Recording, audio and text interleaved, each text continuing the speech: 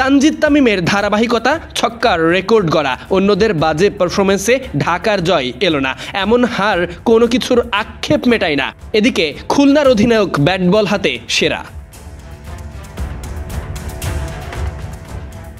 টসে জিতে ব্যাটিংয়ের সিদ্ধান্তে রাজধানীর দলটা। ওপেনিংয়ে তো জাতীয় তারকা তানজিদ হাসান তামিম আর লিটন দাস। শুরুটা লিটনের ডট খেলা আর তামিমের ছক্কা। ব্যাটিংয়ে এই বিপিএলে শেষবারের মতো মাঠে নামা, এসব ভেবেই হয়তো তামিম দেখালেন ক্ষিপ্রতা। তবে নন স্ট্রাইকে ভঙ্গুর অবস্থা।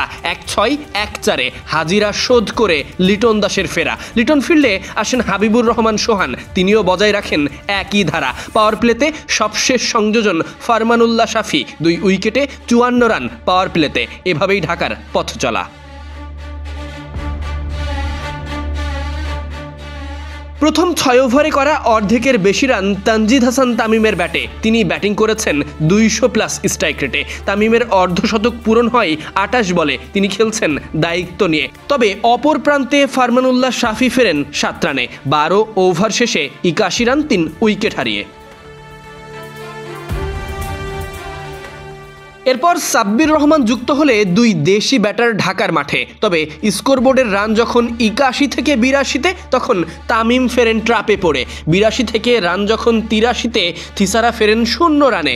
রান 90 হওয়ার আগে 6ষ্ঠ উইকেট হারিয়ে রাজধানীর দলটা বিপাকে। 90 পেরিয়ে যখন স্কোরবোর্ডে 94 রান, তখন 7ম উইকেট হারিয়ে ঢাকা ক্যাপিটালস ভীষণ চাপে। সাব্বির রহমান এক প্রান্তে দাঁড়িয়ে।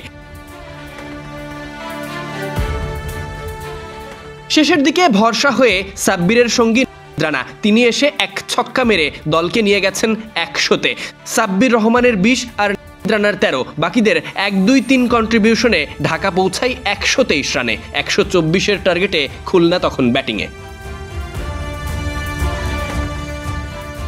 টাইগার্স শিবিরে শুরুর আঘাত মুস্তাফিজুর রহমানের, তবে উইকেটের দায়িত্বশীল মেহেদী হাসান মিরাজ। এদিন শুরুতে উইকেট হারায় আফিফ হোসেন এবং নাইম শেখ, দুজনেই ফেরেন 0 রানে।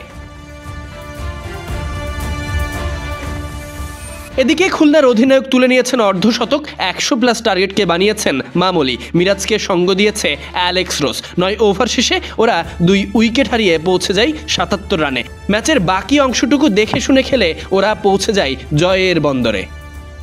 Sadiq Ahmed Sunny, BD ক্রিক time.